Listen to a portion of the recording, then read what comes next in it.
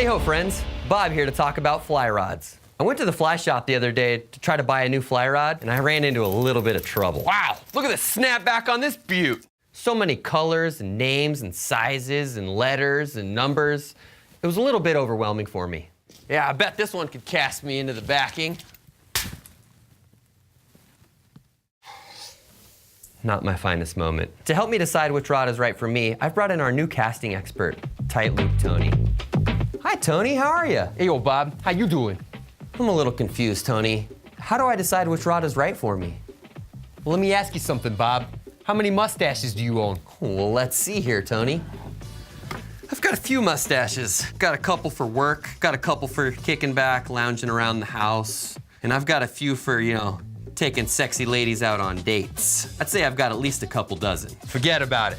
See, Bob, fly rods are a lot like mustaches. Sure, they all do the same basic thing, but different rods can do different things for different situations and different fish. So I'm gonna help you pick the right fly rod for the right situation. Rods have numbers associated with their weight, so you will know which line will work best with them. In general, you want to match the number of the rod with the line that you're going to be fishing. The higher the number, the stiffer the rod, and the heavier the line it's designed to cast. Stiffer rods help generate quick power for longer casts and punching flies into the wind. They'll also help you control bigger, stronger fish.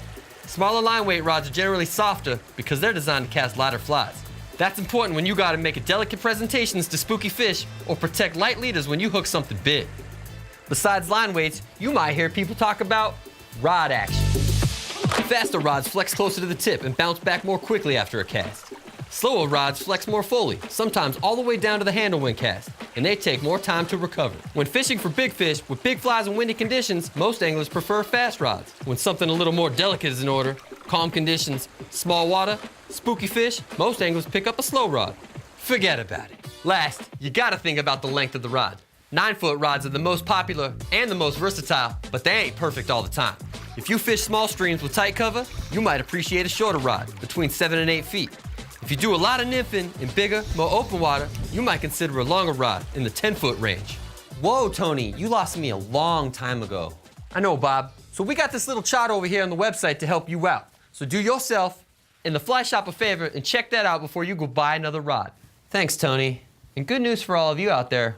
We'll see you next time with tips on how to use that new fly rod you just bought. Forget about it.